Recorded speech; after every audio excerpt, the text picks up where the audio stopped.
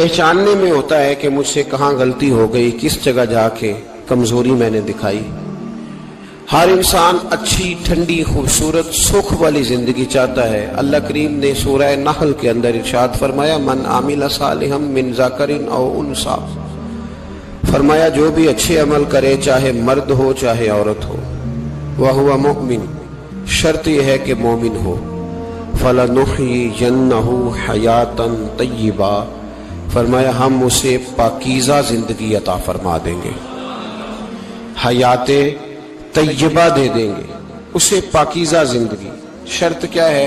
من عاملہ صالحا، نیک عمل کرے۔ کون سے عمل کرے؟ اٹھنا بیٹھنا، کھانا پینا، چلنا سونا جاگنا محتاط ہو اس کا، وہ نیکی کرے۔ قرآن پاک کے لفظوں کے حسن پر غور فرمائیے گا، فرمایا فَلَنُحْيِيَنَّهُ حَيَاتًا طَيِّبَةً، ہم ضرور اسے پاکیزہ زندگی عطا فرما دیں گے، صاف ستھری زندگی، معیاری زندگی، خوبصورت شب و روز، آئیڈیل زندگی جس کو لوگ کہیں گے، وہ والی زندگی اسے دیں گے۔ اور دوسرے مقام پر سورہ طٰہٰ کی آیت نمبر 124 میں فرمایا وَمَنْ أَعْرَضَ عَنْ ذِكْرِی، جو ہمارے ذکر سے منہ پھیرے گا، جو ہمارا کھا کے چہرہ کسی اور طرف کرے گا، جو چلے گا ہماری زمین پر لیکن توجہ کسی اور طرف ہوگی، آسمان کی چھت ہماری بنائی ہوئی لیکن اس کے خیالات کہیں اور ہوں گے، فَإِنَّ لَهُ مَعِيشَةً ضَنْكًا، فرمایا ہم اسے تنگ زندگانی عطا کر دیں گے، اس کی زندگی تنگ ہو جائے گی، اس کی معیشت تنگ ہو جائے گی۔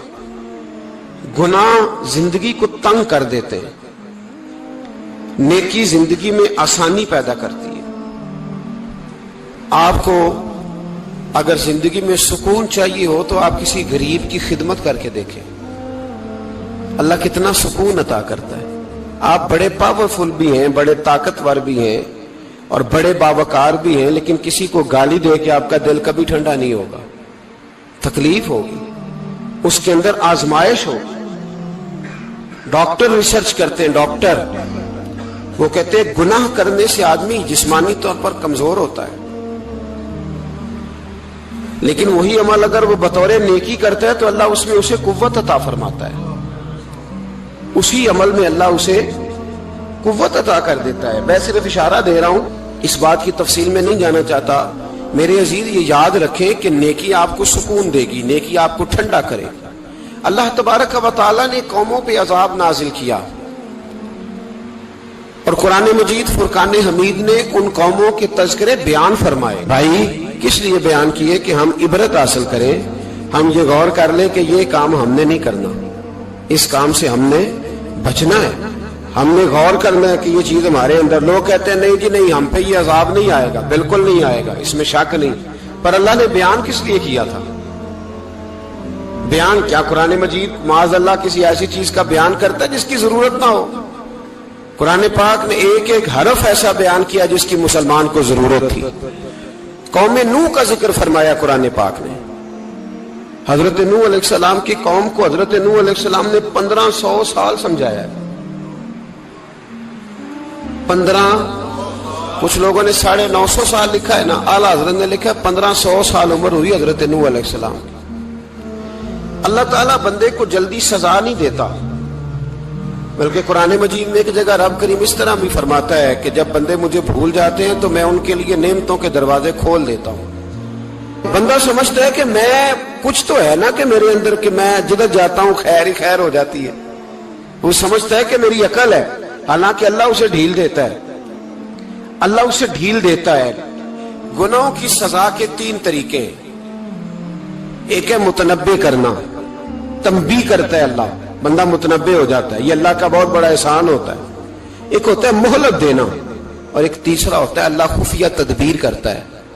تھوڑا سا سمجھیے گا، انسان پر کوئی آزمائش آئی، فوراً اس کی چھٹی اس نے کہا کہ وہ فلاں جگہ غلطی کی تھی تب ایسا ہوا ہے، ہوتا ہے نا کئی دفعہ، آواز آتی ہے نا اندر سے، چلیں بول دیں کچھ نہیں ہوتا آپ کو، اللہ جانتا ہے یہاں کوئی کچھ نہیں کہے گا آپ کو، اور ہماری تو ویڈیو بھی نہیں گھومتی، یعنی خبر بھی نہیں ہو کہ کس نے ہاں کر دی کس نے نہ کر دی، آپ بغیر ٹینشن کے بات چیت کریں, آج کچھ نہیں ہوتا ہے انشاءاللہ تعالی. آتی ہے اندر سے آواز؟ میں آپ سے اس لیے ان چیزوں کی تصدیق کراتا ہوں کہ باقیوں کو بھی آتی ہے کہ نہیں, اس لیے تصدیق. کبھی کوئی کسی جگہ انسان پریشان ہوتا ہے تو محسوس کرتا ہے کہ وہاں مجھ سے ہوتا ہے نا جی, جس کو یہ نصیب ہو جائے بڑا خوش نصیب آدمی ہے. حضرت مولا علی فرماتے ہیں اگر تجھے دنیا میں سزا مل گئی تو بچ گیا ہے, سمجھ پھر اللہ کرم کرے گا, آخرت میں سزا نہیں دے گا.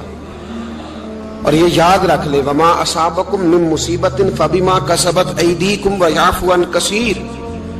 اللہ فرماتا ہے دنیا میں تجھے جو بھی تکلیف پہنچتی ہے وہ تیرے ہاتھوں کے کرتوتوں کی وجہ سے پہنچتی ہے. ویعفو عن کثیر, فرمایا کثیر گناہ تو میں ویسے ہی معاف کر دیتا ہوں. یہ جو تیری زندگی میں دکھ ہے نا, یہ بھی میری قلیل سزائیں ہیں.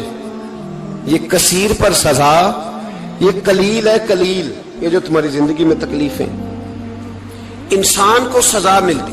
حضرت فضیل بن عیاض رحمت اللہ تعالی علیہ گھوڑے پہ بیٹھے تھے, گھوڑا شرارت کرنے لگ گیا, اچھلنے لگ گیا, کودنے لگ گیا. تو حضرت فضیل بن عیاض نیچے اترے, ایک کونے میں جا کے نماز کی نیت باندھ لی, 2 رکعت نماز پڑھی, پھر دیر تک استغفار پڑھتے رہے, روتے رہے, دعا کرتے رہے. واپس آئے, خادم عرض کرنے لگے حضور سمجھ نہیں آئی, گھوڑے نے تھوڑی سی شرارت کی, وہ بدکا ہے, آپ نے اس کو چھوڑا ہے اور چھوڑ کر کے آپ نماز میں لگ گئے. تو حضرت فضیل بن عیاض فرمانے لگے جب بندہ اللہ کی نافرمانی کرتا ہے نا تو جو چیزیں اس کی فرما بردار ہوتی ہیں وہ اس کی نافرمانی کرنے لگ جاتی. تو مجھے محسوس ہوا تھا کہ میں نے کہیں اللہ کی نافرمانی کی ہے, اس لیے ایسا ہوا ہے کہ میرے گھوڑے نے میری, تو میں توبہ کرنے لگا ہوں. اور آپ دیکھتا ہوں بیٹھ کے بھلا کیا ہوتا ہے, میں نے سچی توبہ, حالانکہ مجھے یاد نہیں کہ میں کہاں بولا, پر کھری اور سچی توبہ کی. دوبارہ گھوڑے پہ بیٹھے تو گھوڑا بالکل صحیح ہو کے ساتھ چلنے لگ گیا. میرے بھائی جب یہ تنبیہ ہے اللہ کی طرف سے, یہ متنبہ کیا جاتا ہے کہ تو بعد آ جا. بہت ساری جگہوں پہ انسان کو وقتی طور پر اگر سزا مل جائے, نبی پاک علیہ السلام کی خدمت میں ایک صحابی آئے, بات مضبوط کر دوں, واقعہ سنایا ہے نا تو کچھ لوگ سمجھتے ہیں کہ یہ واقعہ ہے, تو میں ایک حدیث پاک امام بہقی کی لکھی ہوئی عرض کرتا ہوں. نبی پاک علیہ السلام کے ایک صحابی آئے اور ان کا سر پھٹا ہوا تھا, خون بہ رہا تھا. سرکار نے فرمایا کیا ہوا؟ عرض کی حضور ایک عورت جا رہی تھی, میری نظر پڑی, ابھی نظر پڑی ہے کہ میرے آگے ستون آ گیا تو میرے سر پہ لگ گیا. نبی پاک صلی اللہ علیہ وسلم نے فرمایا تیرے لیے خوشخبری ہے, اگر دنیا میں تیری غلطی کی تجھے سزا ملی ہے تو پھر رب تجھے قیامت میں سزا نہیں دے گا. پھر اللہ قیامت میں سزا, بعض گناہ ایسے ہیں جن کی یہاں بھی سزا ملے گی اور وہاں بھی ملے, لیکن میرے بھائی پہلی بات یہ ہے کہ اللہ تعالیٰ اس غلطی کی یہی سزا دے لے, اور دعا فرمائے اللہ تبارک و تعالیٰ یہاں بھی معافی عطا فرمائے, وہاں بھی معافی عطا فرمائے, اللہ درگزر ہی فرمائے.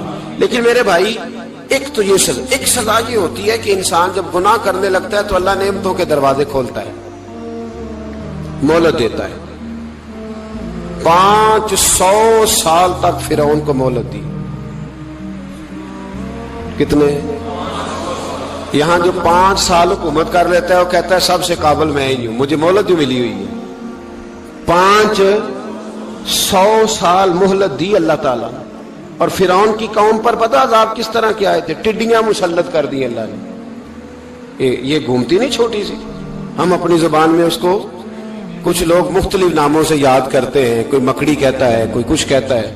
مسلط کر دی, جاتی نہیں. ان پر بنی اسرائیل کے ان مقابل جو فرعون کی قوم تھی ان پر الزام اس طرح کا عذاب آیا کہ مینڈک مسلط کر دی اللہ تعالیٰ. برتن کھولتے تھے اندر مینڈک نکلتا تھا, دنیا کی ہر دوائی استعمال کرتے تھے لیکن مینڈک نکل آتا تھا. تھوڑا سا سمجھا کریں چیزوں کو, ہمارے رنگ نہیں زیادہ گورے کہ ہم پر عذاب نہیں آتا. کوئی بہت زیادہ اللہ تعالیٰ معاف فرمائے دولت نہیں جمع کرا بیٹھے شاہی خزانے میں کہ ہم سے پوچھا نہیں جائے گا. یہ مہلت ہے, مہلت کو مہلت سمجھو. پھر جب پکڑ آتی ہے نا اللہ کریم کی, میں نے دیکھا ہے کروڑوں روپیہ, 6 اولادیں. ایک شخص کے بچے باہر سے آ رہے تھے, وہ بندہ بیمار تھا, مجھے کہنے لگا حضرت جی دعا کریں میں ان کے آنے سے پہلے مر جاؤں ورنہ آ کے مجھے مار دیں گے, دعا کریں. اتنی بے سکونی, کروڑوں روپیہ پڑا ہے تو یہ عذاب نہیں, کوئی ضروری ہے کہ پتھر ہی برسیں گے تو سمجھ آئے گی؟ یہ جو سگا بیٹا بوڑھے باپ کے قریب سے گزر جاتا ہے، سلام نہیں لیتا، تو اس کو عذاب نہیں سمجھتے؟ یہ جو امت کی بیٹیاں، امت کی بچیاں، ہماری بچیاں ایک سال کے اندر 75,000 ہزار بچی ایک ڈویژن سے بھاگ کے شادی کر رہی ہے، اور ایک صوبے سے، تو اس کو آپ اللہ کا عذاب نہیں سمجھتے؟ یہ معمولی بات ہے؟